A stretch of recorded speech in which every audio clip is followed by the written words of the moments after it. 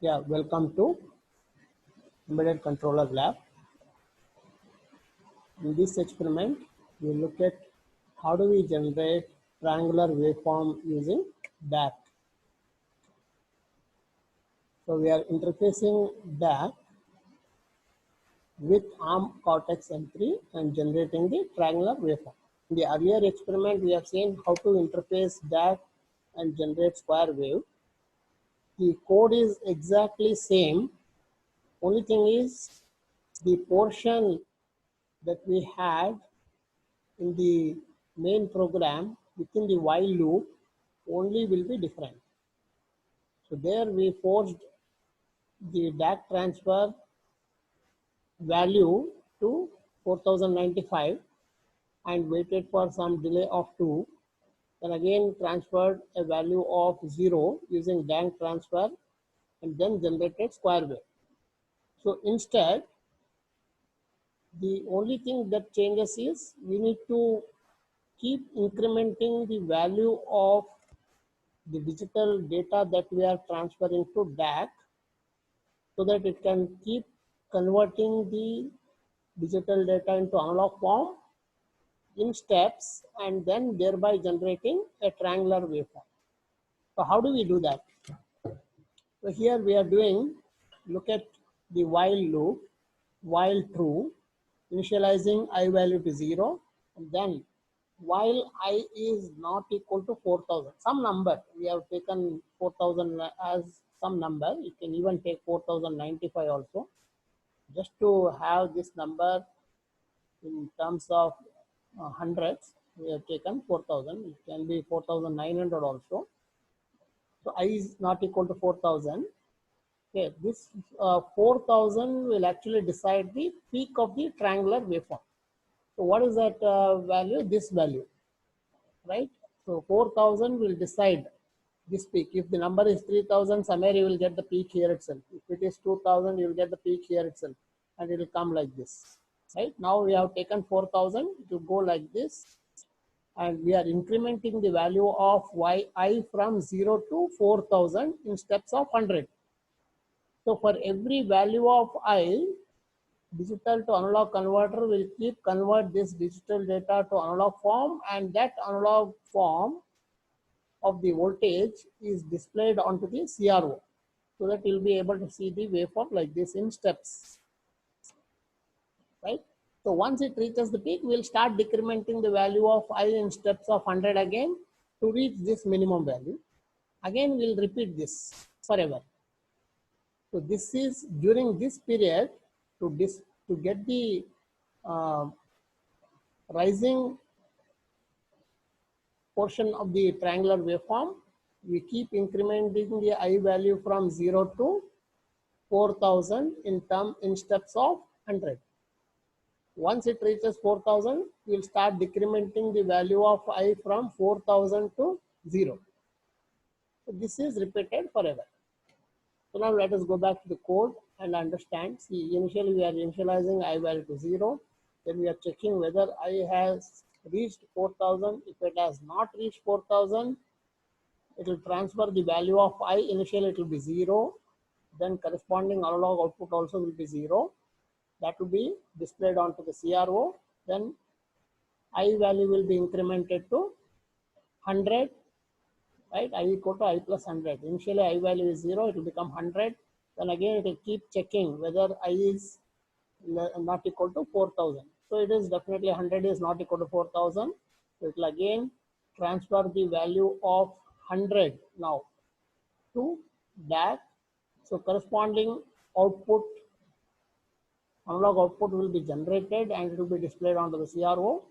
It will increment I value by again 100, become 200. So in steps of 100, we are incrementing the value of I and transferring that digital value to DAC. So DAC will simply take that digital value and convert that to analog form, and you will be watching the output onto the CRO. So this portion will generate the first half of the triangular waveform. Once the I value reaches 4000, it will exit this loop and come to this loop and checks whether I is not equal to 0. Definitely I is not equal to 0 because I is having 4000 value. So once I is having 4000 value, it will transmit 4000, right? Then it will decrement the value of I by 100. So it will become 3900. This loop keeps repeating till I value reaches 0. So that transfer function will be sending a value of 4000, 3900, 3800, like that till it becomes 0. So this part of the code, that is while loop, will generate the second half of the triangular waveform. So combinedly, both will generate one full part of the triangular waveform, one period of triangular waveform. So this is the only difference between the square wave generation and the triangular wave generation. So if you look at the code, it's all same. You are enabling the AFIO port A, and then you are enabling the SPI, and you are again configuring those set of pins from the port A. Then you are writing some value to SPI control register 1. So now let us look at what are these 374. Why is that we are writing 374 and what is it doing? Okay, so 374, I already seen that it is doing all this. This I have already explained 374, right? So we look into SPI CR1 register for a minute to see how the fields are, what are all the fields that are present. This is SPI control register 1, SPI CR1. So it has all these fields. Okay, take a look at this in detail. I've already explained this. So it is a 16-bit register, out of which we are using only a few bits, not all, right? So it only configures the SPI so that you can control the data transfer. That is about SPI register. We also have a status register, SPI status register, that is SPI underscore SR. So among the various fields of SPI underscore SR, we are mainly using the bit 0, that is RX NE, receiver buffer not empty, transmitter buffer empty, right? And also we are using the busy flag, BSY. Okay, these are the only 3 flags that we are checking in our program. You can just refer to the program here.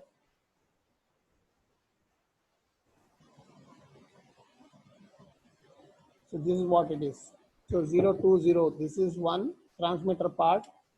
This will check the receiver, and this will check whether SPI is busy or not. Okay. So this is about the SPI status register. Lastly, we have SPI data register, which will simply take the data of 8 bits and then transfer. So currently we are having 16-bit SPI DR register, but we are using the SPI data register, which is actually it is only which can be written. Okay, so its reset value is 0x, all zeros, 16-bit. So in this case, we are using the thing in 8-bit mode. So that is why for an 8-bit data frame, the buffers are 8-bit and only the LSB of the register SPI DR70 is used for transmission reception. When in a reception mode, the MSB of the register 15 down to 8 is forced to 0. So if you are using 8-bit, if you are using 16-bit, all the fields are actually used. So currently we are writing only 8-bit. So that is why we use the 8-bit data frame.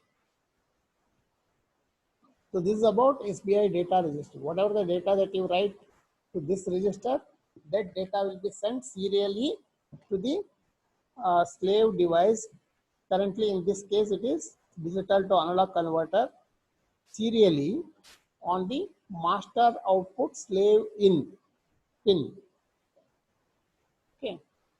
So this is how we get the triangular waveform generation using digital to analog converter by writing a program in ARM Cortex M3.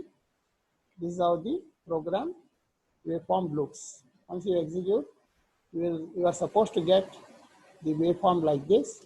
And you need to note down the amplitude and the period, peak amplitude, the minimum amplitude, and the period of the triangular waveform.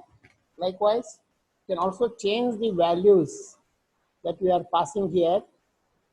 Instead of you checking for I not equal to 4,000, you can give some other number 3,000 and see how does the amplitude get affected.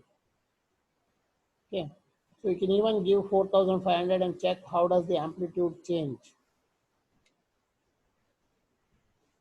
So then we'll look into the demonstration in the next class.